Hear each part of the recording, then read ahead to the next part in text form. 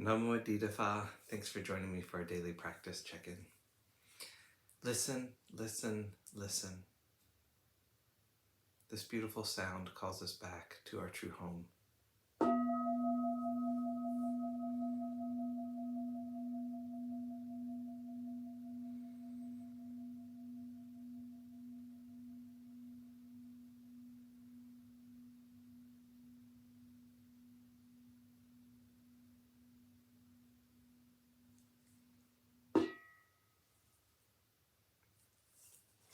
The fifth mindfulness training. Aware of the suffering caused by unmindful consumption, I vow to cultivate good health, both physical and mental, for myself, my family, and my society, by practicing mindful eating, drinking, and consuming. I will ingest only items that preserve peace, well-being, and joy in my body, in my consciousness, and in the collective body and consciousness of my family and society. I'm determined not to use alcohol or any other items that contain toxins, such as certain TV programs, magazines, books, films, and conversations. I'm aware that to damage my body or my consciousness with these poisons is to betray my ancestors, my parents, my society, and future generations. I will work to transform violence, fear, anger, and confusion in myself and in society by practicing a diet for myself and for society. I understand that a proper diet is crucial for self-transformation and the transformation of society.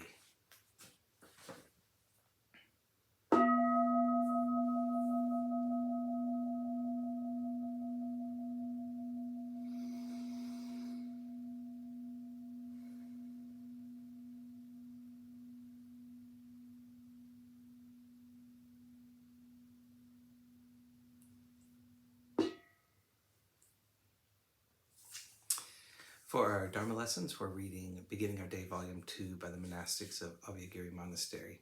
And today we're reading Desire Creeps In by Longpo Pisano. It's worthwhile to watch the habits of desire and craving that keep creeping into the mind. Really notice and pay attention to desire because it's insidious.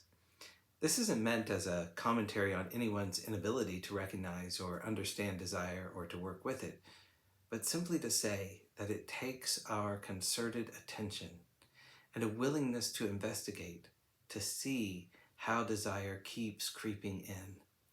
Most importantly, we need to be patient and willing to work with the different ways that desire comes up. Don't assume that because you've made a resolution, oh, I really want to free myself from desire, that it's not going to manifest in various ways. Try to be very practical and attentive. Desire always seeks an object. That's the way the mind works. It goes to an object and becomes interested. A prime example is the desire for food.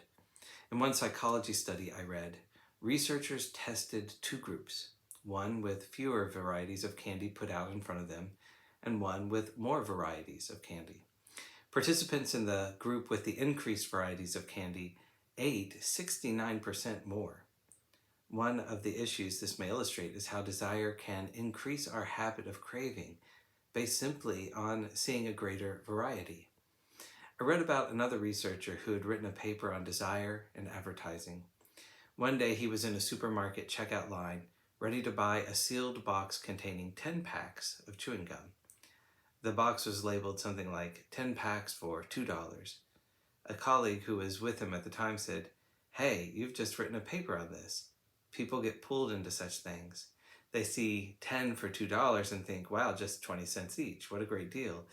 They might not want to buy one pack for 20 cents, yet they get hooked into buying 10.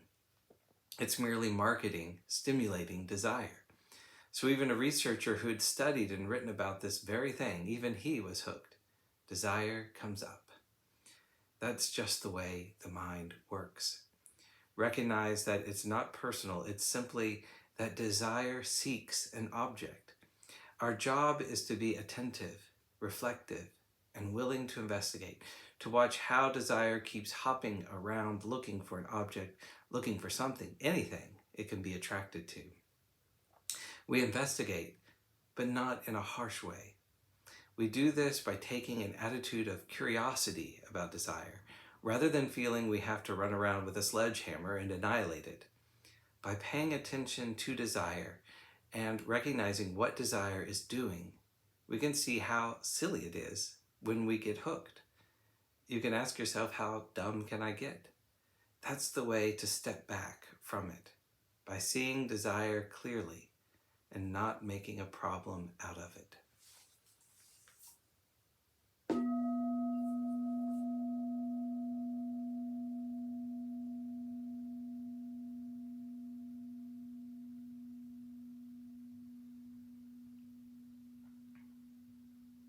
May all beings be well.